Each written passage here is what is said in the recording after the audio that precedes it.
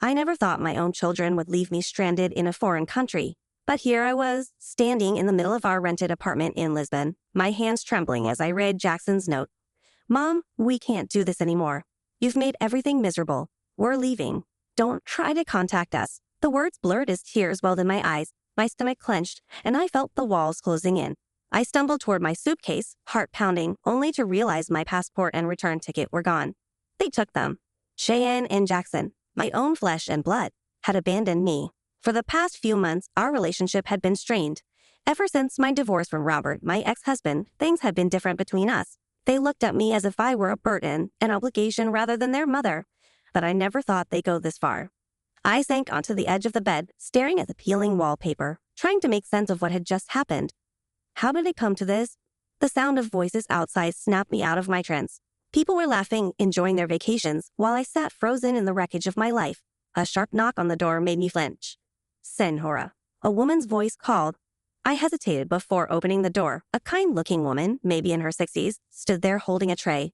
You have not come out today. I thought you might need something to eat, she said in accented English. I swallowed hard. My pride told me to refuse, but my empty stomach made the decision for me. I stepped aside, allowing her in. I'm Elisa, she said, setting the tray on the table. You are alone. I nodded, unable to trust my voice. Sometimes being alone is a gift, she said with a knowing smile. Eat, then come to dinner at my place tonight. No one should be alone all the time. I watched as she left, her words lingering in the air. Maybe she was right. Maybe, just maybe, this was the start of something new. I stared at the tray of food, warm bread, olives, and a small bowl of soup. My stomach growled, but my hands remained still. How could I eat when my own children had thrown me away like trash? I kept rereading Jackson's note, hoping that if I looked at it long enough, the words would change. But they didn't. They had left me.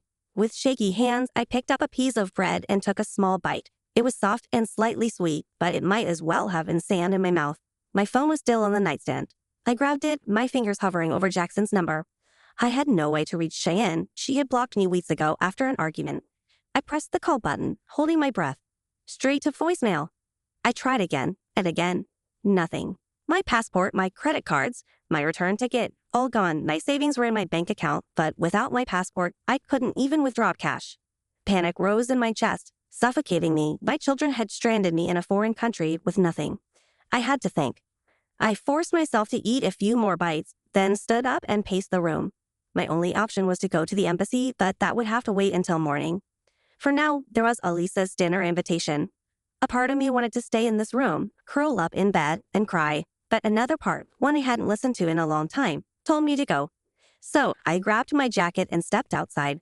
The streets of Lisbon were alive with music and laughter. The air smelled of grilled seafood and fresh pastries. People walked past, chatting in Portuguese, oblivious to the woman whose life had just fallen apart. I followed the directions Elisa had given me earlier. Her home was a small, charming building with colorful tiles covering the walls. The door was already open, the warm glow of light spilling onto the street. I hesitated. I didn't know this woman. I didn't trust anyone. But I had nothing left to lose. Taking a deep breath, I stepped inside. And for the first time in a long time, I felt something other than despair. I felt curious. The warmth inside Elisa's home was a stark contrast to the chill that had settled in my bones during my walk. The smell of roasting vegetables, garlic, and something sweet lingered in the air. I stepped inside, my shoes clicking against the old, polished wooden floor. Welcome. Elisa's voice was warm, inviting. She stood in the doorway of a small, cozy living room, her eyes sparkling with genuine enthusiasm. I forced a smile, feeling like a stranger in every sense of the word. Thank you for inviting me, I replied, my voice thin. She waved it off with a smile. No need for thanks. You're welcome here. I looked around, taking in the soft, muted tones of the room. Cream walls with vintage paintings, shelves stacked with books, and a fireplace that crackled merrily in the corner. It was the kind of place that whispered of comfort, of home. Please make yourself comfortable, Elisa said as she led me to a plush armchair by the fire. I sank into it, grateful for the moment of respite. Elisa went to the kitchen, and I could hear the sounds of her bustling around, stirring something in a pot, humming softly to herself. The whole place felt alive, unlike the empty apartment I had been left behind in. I wanted to ask her why she'd invited me here, what she saw in me. A woman adrift, lost and broken, but the words caught in my throat. Instead, I sat back, closed my eyes for a moment, and let the warmth seep into me. Dinner will be ready soon, Elisa said, coming back into the room with a tray of freshly made bread and a glass of white wine. She handed me the wine, her eyes warm with kindness. A little gift from me to you. I accepted it, taking a sip, and the cool liquid slid down my throat, easing the tension that had been building there for hours. Tell me about yourself, Hannah, Elisa said, sitting across from me. She seemed genuine, but I couldn't shake the sense of suspicion. What did she want from me? I swallowed, my mouth suddenly dry. How could I explain everything? I'm just someone who's lost, I said finally, my voice barely above a whisper. My children, they've abandoned me. I have nowhere to go. Elisa nodded as if she understood. She didn't press me though, just handed me the bread. You're not alone here, not for as long as I can help it. I wasn't sure what to say to that. I didn't know how to let someone into my life, not after everything I'd been through. Trust felt like a luxury I couldn't afford. Dinner was ready soon after, a hearty stew filled with vegetables and tender meat. I ate quietly, savoring the warmth of the meal and the silence that hung between us. Elisa didn't seem to mind the quiet. She simply let me be, offering gentle smiles and nods when I looked up. I wanted to open up to her, to tell her everything, but the weight of my grief held me back. I hadn't let anyone close in so long.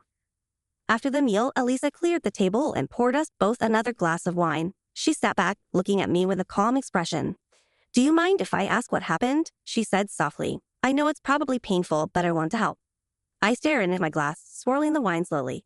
The truth was, I didn't even know what had happened. I thought I was doing everything right, I said, the words tumbling out before I could stop them.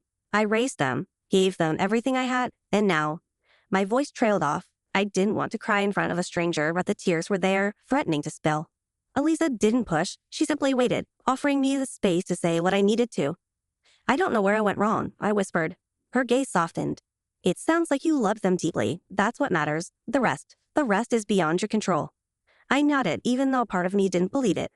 I wanted to scream at the unfairness of it all, to lash out at my children for abandoning me, but I couldn't. You'll find your way, Hannah, Elisa said, her voice firm yet gentle. It might not be easy, but you're not alone. You can rebuild your life, maybe not the way you thought, but in a way that will be yours. I stared at her kindness both a bound and a reminder of how far I had fallen. Thank you, I said, my voice catching. I don't know what to say. Elisa smiled softly, her eyes understanding. No need for thanks. Just know that there's a way out of the dark, even if it feels impossible right now. The words hung in the air, comforting yet bittersweet. I wasn't sure what the future held for me, but for the first time in days, I felt a flicker of hope. Maybe, just maybe, Elisa was right. The days blurred together as I settled into Elisa's home. It was strange, almost surreal, to be living in someone else's space. Yet, there was a strange comfort in it too. Her kindness was unspoken, simply present in every gesture. The house became my refuge from the storm of memories that haunted me, a brief reprieve from the emptiness I felt after my children turned their backs on me. I began to venture out more. Elisa encouraged me to explore the town, take walks by the park, or simply sit in the local cafe. Find something that makes you smile, she said. The world hasn't stopped for you, but you can choose to stop for it. It was easier said than done. I'd often find myself walking quiet streets, my mind spiraling back to the confrontation with my children. I replayed the moment over and over, each word they'd said, the coolness in their eyes. One day, after a particularly long walk, I found myself standing in front of a small thrift store, its windows filled with old books and vintage trinkets. Something? I'll do. I pushed open the door, the little bell above it ringing softly. The air was thick with the scent of old paper and polished wood.